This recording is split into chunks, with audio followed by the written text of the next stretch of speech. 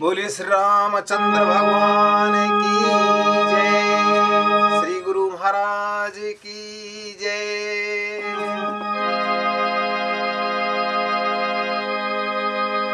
परमात्मा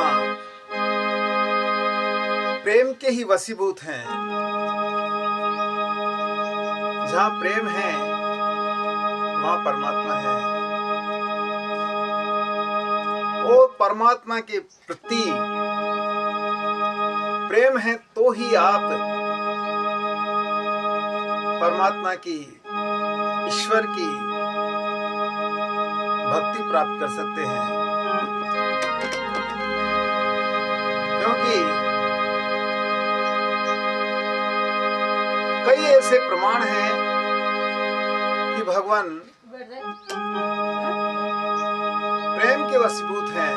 प्रबल प्रेम के पाले पड़कर प्रभु को नियम बदलते देखा। अपना मान भले टल जाए पर भक्त का मान न टलते देखा।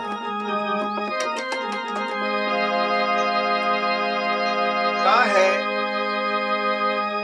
कि हरि व्यापक सर्वत्र समाना, प्रेम ते प्रगट होत में जाना। हरि का निवास हर जगह है, लेकिन प्रकट उसी जगह होते हैं भगवान जहां उनके प्रति प्रेम हो।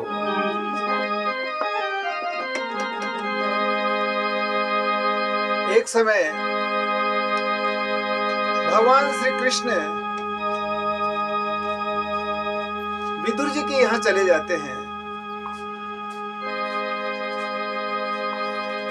कहते हैं कि सप्तद्वीप नवखंड में नित जी में जोड़ार, एक शिवरी एक विदुर घर तृप्त भये दो बार।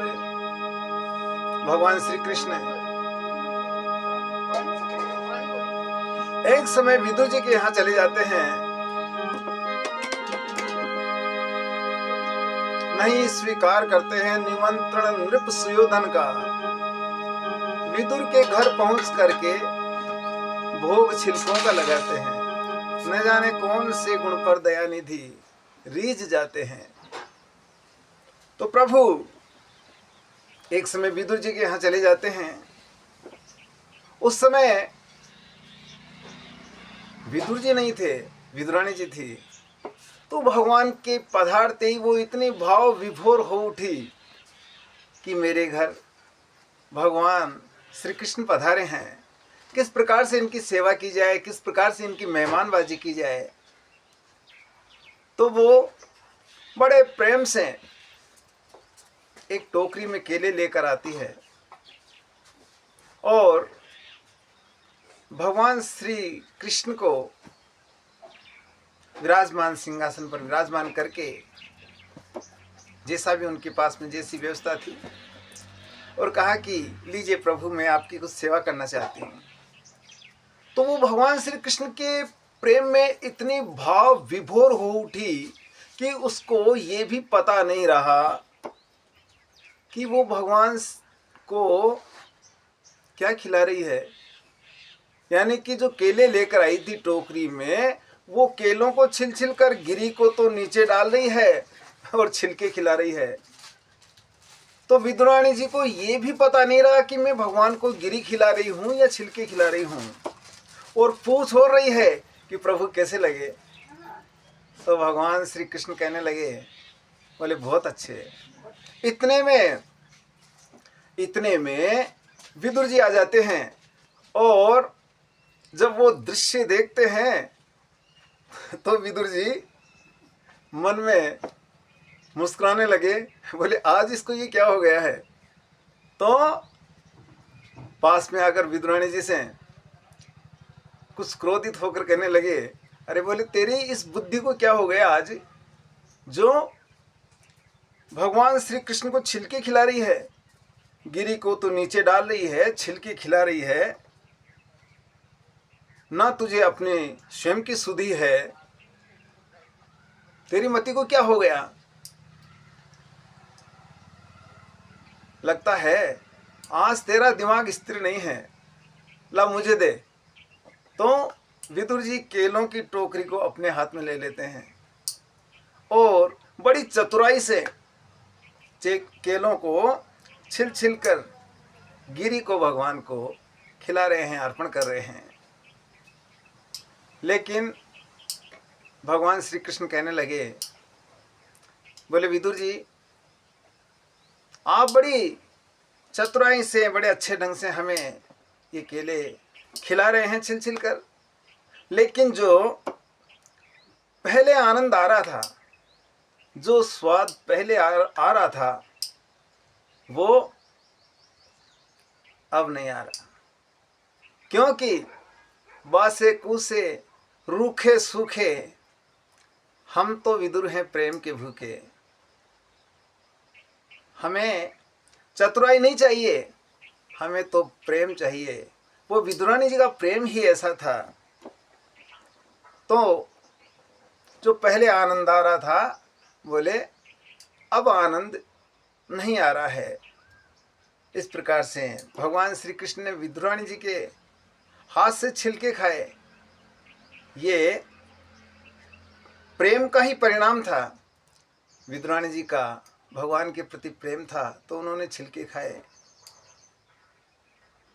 इसी प्रकार से जब भगवान श्री कृष्ण ब्रिज छोड़कर चले गए, तो सारे ब्रिजवासी भगवान के वियोग में बड़े व्याकुल हो गए। बस इतने व्याकुल हो गए कि उनको भगवान के अलावा कुछ नजर ही नहीं आ रहा था कि कहाँ है भगवान श्री कृष्ण। तो सारे ब्रिजवासी गोपिकाएं भगवान से रोज प्रार्थना करते कि प्रभु ब्रिज में पधारिए। तो उनकी प्रार्थना से प्रभु नहीं आए और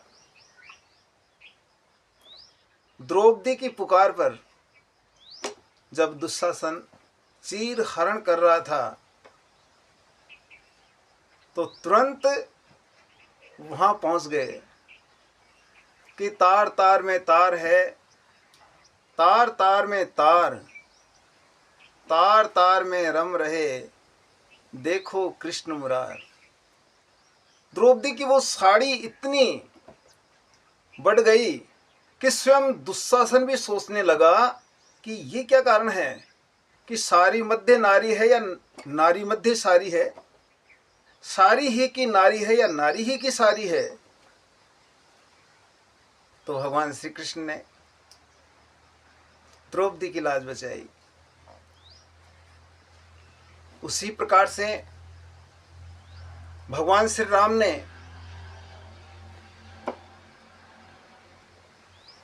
प्रेम के कारण भक्तों के प्रेम को देखकर भक्तों का उद्धार किया, भक्तों को दर्शन दिया।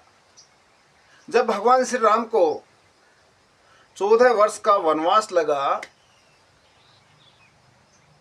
तो उस समय महाराज दशरथ जी की आंखों से आंसू, महारानियों की आंखों से आंसू आ रहे थे, पूरे अयोध्या वासियों के नेत्रों से आंसू बह रहे थे। जब भगवान श्री राम, लक्ष्मण जी, जानकी जी वनवास के लिए गमन कर रहे थे, प्रस्थान कर रहे थे, लेकिन भगवान श्री राम की आंखों से आंसू नहीं आए। सबकी आंखों से आंसू आ रहे थे, लेकिन भगवान श्री राम की आंखों से आंसू नहीं आए। और आंसू कहां आए कि जब दंडकारण्य वन में सीता जी का हरण हुआ, तब जानकी जी की खोज करते हुए भगवान श्री राम गिद्धराज जटायु के पास में पहुंचे और जब जटायु की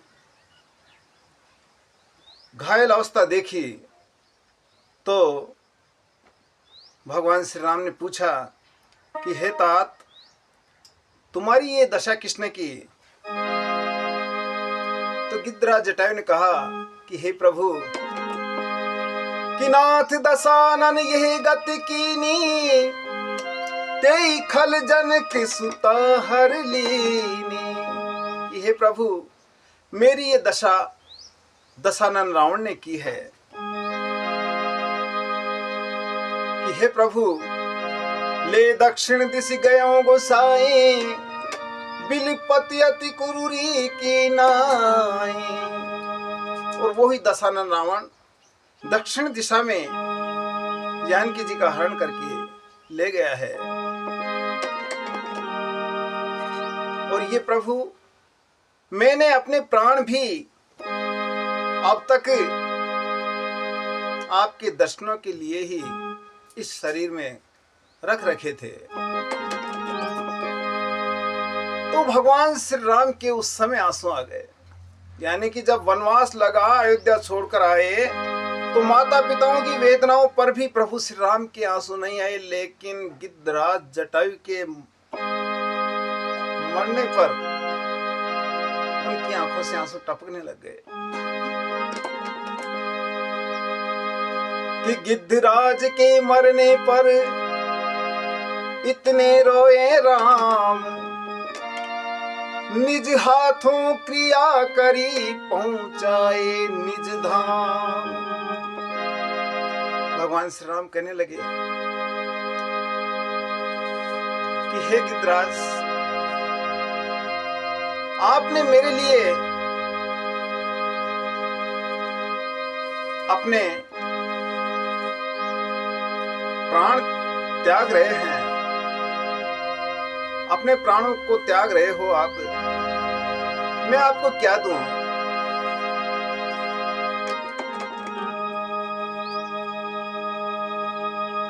मेरा आपके लिए यही है क्या कि तनु तजितात जाऊ मम धामा, काह देव तुम पूर्ण कामा। कि मेरा ये आशीर्वाद है कि आप अपने शरीर को त्याग कर मेरे धाम को पधारो, इसके अलावा मैं क्या दूं? काह देव तुम पूर्ण कामा। और भगवान श्री राम ने चतुर्भुज रूप में गिद्धराज जटायु को दर्शन दिए। बोले श्री रामचंद्र भगवान की जय। तो सजनों, भगवान श्री राम, भगवान श्री कृष्ण, भगवान श्रीमन नारायण ये प्रेम के वशीभूत है। जहाँ प्रेम है वहाँ परमात्मा है, और जहाँ प्रेम नहीं है तो कुछ भी नहीं है।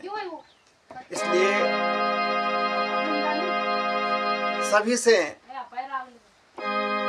से मेरा निवेदन है कि हमें ये शरीर जो मिला है, अवश्य ही हमने पूर्व जन्म में कोई अच्छा कर्म किया था जिससे कि ये मनुष्य शरीर मिला है, वरना देवता भी इस शरीर को पाने के लिए तरसते हैं। बड़े भाग मानुष तनु पावा, सुर दुर्लभ सब ग्रंथ निगावा। अतः जब ये अनमोल रत्न अपने को मिला है, ये हमें मिला है तो क्यों मिला है, इसको समझिए। ये केवल खाने के लिए या कोई ऐशो आराम करने के लिए नहीं मिला, ये मिला है ईश्वर की भक्ति करने के लिए, गुणगान करने के लिए, उनके भजन करने के लिए। यदि हम इस मनुष्य शरीर को पाकर परमात्मा के भजन करते हैं तो ये हमारा जीवन सार्थक है, वरना यदि हमने भजन नहीं किए और जैसे आए वैसे ही चले गए तो फिर हम में और जानवर में फर्क ही क्या रहा। इसलिए हमारा सबसे बड़ा धर्म ईश्वर के भजन, संत समाज की सेवा, गौ माता की सेवा, वृद्ध जनों की सेवा और जितने भी ये परोपकार के कार्य हैं, साधु संतों का, धार्मिक ग्रंथों का आदर करना, यही हमारा धर्म है। और यदि हमने ये सब कर लिया तो समझो कि हमने जो ये मनुष्य शरीर प्राप्त किया है, इसका मकसद हासिल कर लिया। अतः जो भी कुछ है सब कुछ परमात्मा ही है, उनसे बढ़कर कुछ भी नहीं है। क्योंकि काम क्रोध मद लोभ सब नाथ नरक के पंथ, तिमि परिहरि रघुवीर ही भजो भजई जय संत। काम क्रोध मद लोभ मोह ये सब नरक में जाने के रास्ते हैं। इसलिए इन सब का परित्याग करके परमात्मा के भजन उस प्रकार से करें जिस प्रकार से संत महात्मा किया करते हैं। बोले श्री संत समाज की जय, श्री रामचंद्र भगवान की जय, वृंदावन बिहारी लाल की जय, श्री हनुमंत लाल की जय, भक्तों भगवान की